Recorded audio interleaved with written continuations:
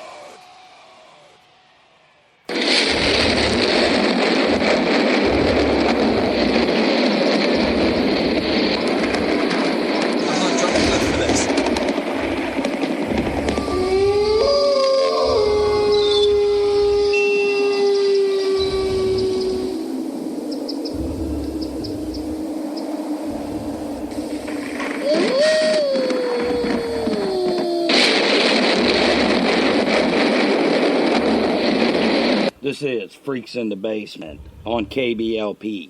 I'm your host, the Freak, Chris Stevens. I have the freaks locked up at the moment. They're in their nice padded rooms, bouncing off the walls.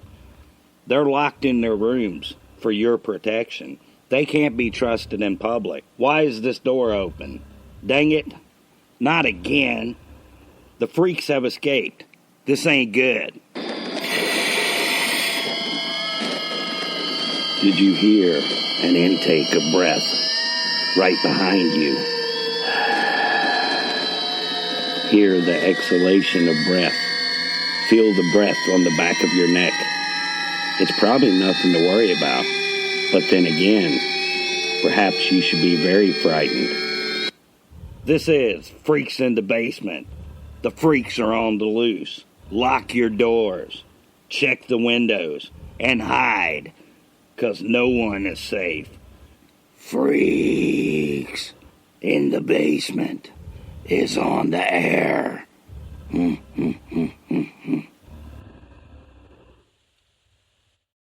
Freaks in the Basement is on the air. Welcome to Freaks in the Basement on KBLP. I'm your host, the Freak, Chris Stevens. I have a great show lined up for you tonight. I'll be reading you parts 6 through 10 of Nightmares at the Lake. But before I do, I'll be reading a poem of mine called The Veil. I read it in the intro before Nightmares at the Lake. It tied into the intro pretty well, so I went with it. I'll also be playing a lot of jams. We'll be jamming freak style as always. The freaks will be picking the jams, but I don't plan to let them in the studio.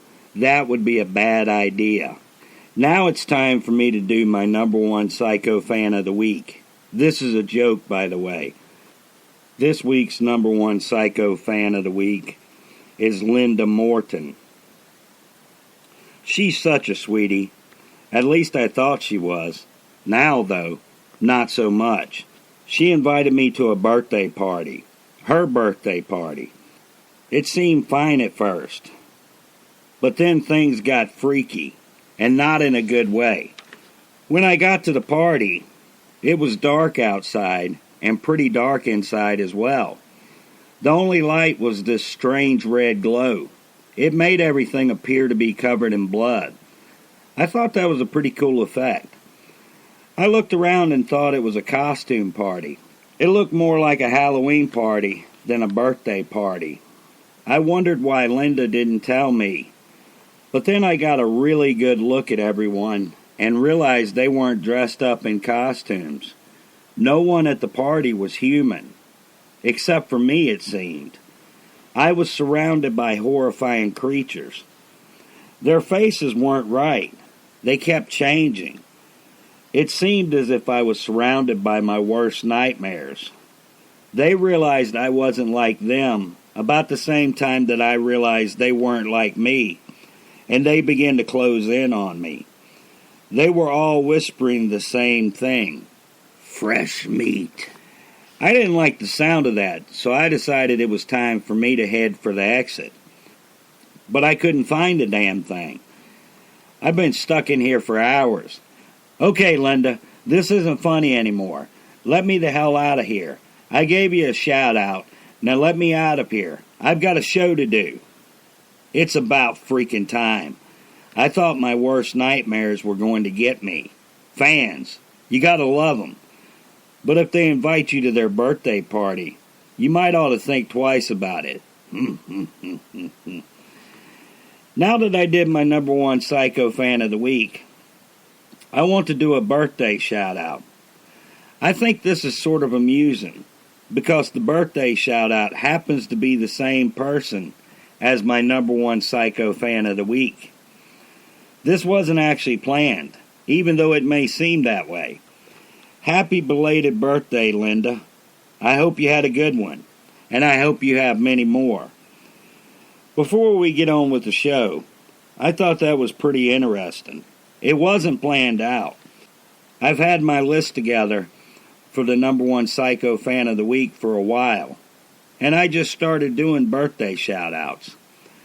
I will be doing them from now on. It's new to the show, so if I missed your birthday, I'm sorry. I hope you had a good one, and I hope you have many more. Now let's get on with the show. It's time to get jamming with the freaks in the basement.